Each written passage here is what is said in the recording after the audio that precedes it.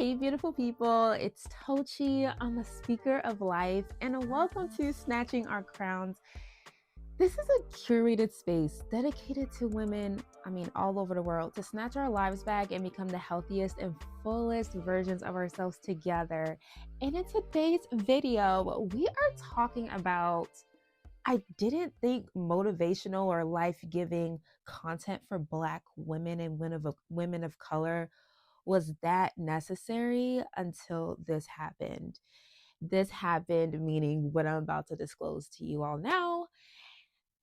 So, growing up, right, when I was in elementary school, I was introduced this program known as Black Saga. And Black Saga was, I don't know if it's still currently a program standing for students, but it was a program that allowed students to be able to study and memorize pieces of information and facts as it relates to African American history. And so from about fourth grade all the way up to eighth grade, I had the honor of just studying, memorizing African American heroes, Martin Luther King, Harriet Tubman, Louis Armstrong, Condoleezza Rice. The list goes on with the amount of individuals that I got to be acquainted with that truthfully I wasn't super familiar with as I continued on, the curriculums of these educational systems, but that's a whole nother conversation. But I was grateful for that program of me being able to be acquainted and familiarized with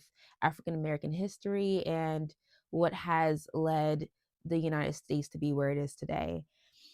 And funny enough, as I just continued to trek along my educational years as a student in primary school, middle school, high school, in the back of my head, as a naive young girl, I thought that, you know what, that is so inspiring to read about these historical figures and what they did for American society today.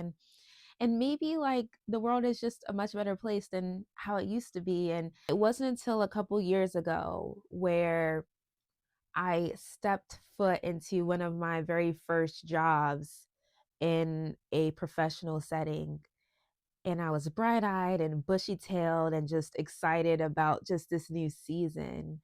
I had on this suit, even though it was a business casual setting, I had on this suit from shoulders down and a little bit of makeup. My hair was slicked back into a bun. It was giving business. I came to get that business done.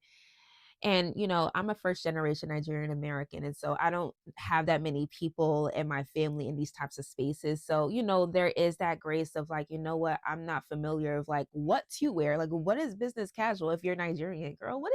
We pop off. We could go to church and we're dressed head to toe like we're going to a gala. That is just the culture I grew up in. So, what is business casual, right? But anywho, when I stepped foot into that specific setting, and I looked around.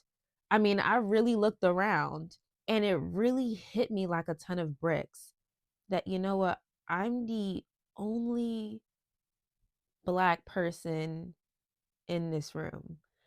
And funny enough, I would hear stories of that, maybe with whether it's with friends or acquaintances. And I'm like, dang, sis, I'm so sorry. Like, that must not be easy. Like, dang, like, I wish there was some more diversity and etc. And then it happened to me. Oh my God, how it's happening? It happened to me. And it's not until you're in that situation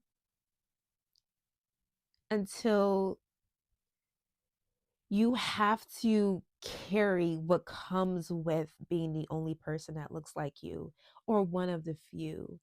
And my experience is definitely not the only, far from the only experience of what Black and brown women have to experience and navigate along their adulting journey, along their womanhood, of finding themselves underrepresented in these spaces professionally, educationally, and so on. If you've ever felt like you can resonate with part of this story at all, I want you to know that this video is for you. When it comes to being the only one or one of the few in your space, it wouldn't be a surprise if you find yourself battling low morale from time to time. Low morale meaning, why give your all into a space where you're underrepresented, where you don't see anyone that looks like you, and you're just questioning why you're even there. It can lead to feelings of isolation, feeling unseen, feeling invisible, feeling under supported, feeling alone, feeling like you lack the level of opportunity to truly progress in this role as someone who is of a white race. And there's this emotional impact that comes with being one of the only ones that look like you in your space or in your neighborhood or in your environment. And it can lead to self doubt creeping in or imposter syndrome in a way that's even exacerbated simply because of the color of your skin. Like, as humans, these feelings and thoughts and emotions or sentiments can come up, but it's that much greater of levels when you are a person of color, because there's even layers to your experience that you didn't even sign up for. Like, you were just born into the world with this color on your skin. And inevitably, this is invisible barriers that you have to face. I mean, there are roots to the problem. Women of color face societal pressures that often render them invisible or subject to cultural stereotypes. In a 2018 study, women of color frequently experience microaggressions in social settings that can reinforce feelings of exclusion, an ongoing theme in this conversation, leading to mental and emotional stress.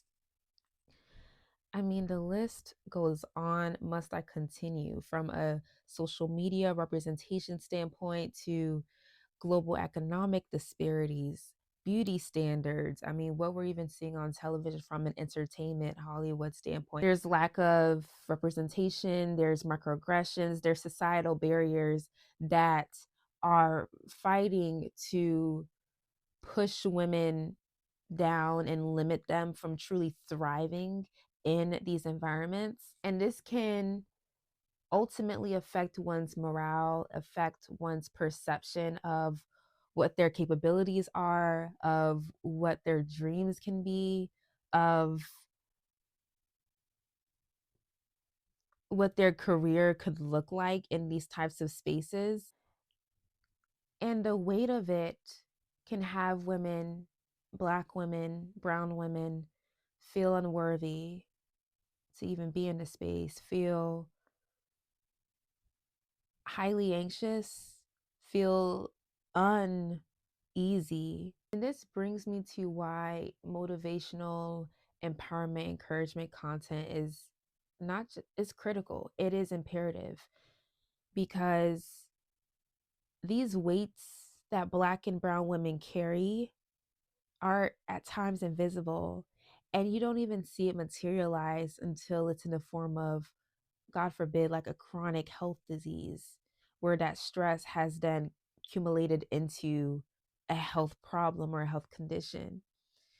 And so, to even prevent it transpiring into that, I want to help be one of those people for you, for people or women who can resonate with this conversation, of being alleviated of that burden, of being poured into, of your hearts being tended to as you are working towards the future that you see yourself thriving in.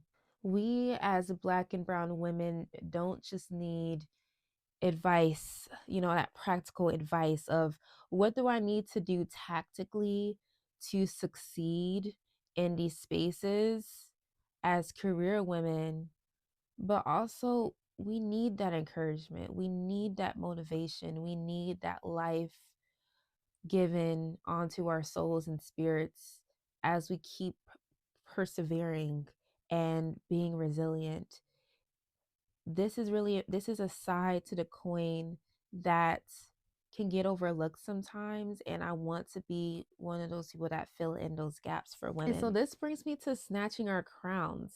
And you may wonder, like, what is snatching our crowns? And snatching our crowns is, like we were saying before, of how society doesn't keep Black women as the forefront, but rather the back. It seems as if we have to fight for everything that we already deserve and as already our birthright. And I want Snatching Our Crowns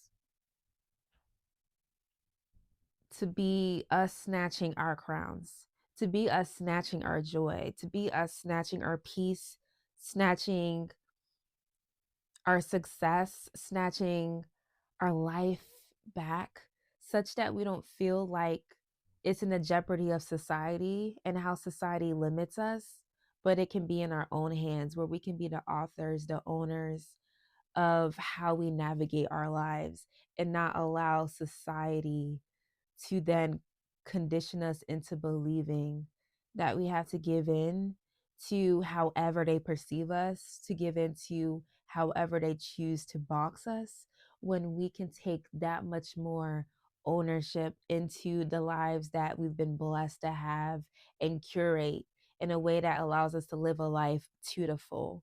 Let me know in the comments below if this is a conversation that you can resonate with. If you've ever been in a room where you are one of the few, and what came up, what thoughts, what emotions, what beliefs, what experiences transpired from that, and how have you been able to continually overcome?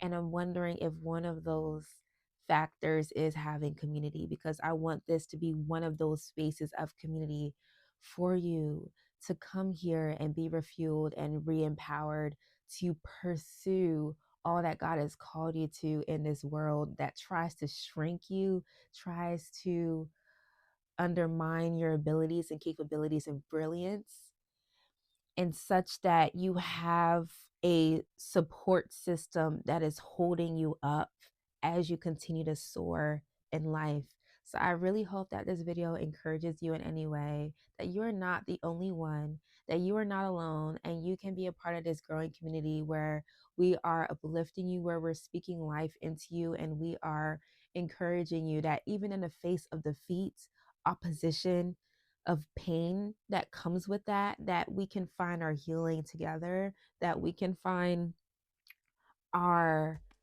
reactivation of our power together, and we can thrive together in all that is designed for us to walk into in this life. Make sure you're subscribed. Let me know how you're thinking in the comments below, and stay tuned for what's coming next on this channel. I'll see you in our next video, and make sure you're subscribed to our Instagram. Alrighty, bye.